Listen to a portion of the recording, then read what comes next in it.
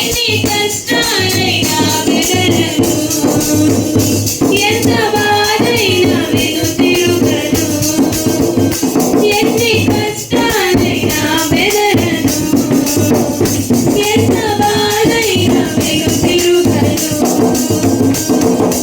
నా నమ్మిక నీవు మాత్రమే, నా నమ్మిక నీవు మాత్రమే.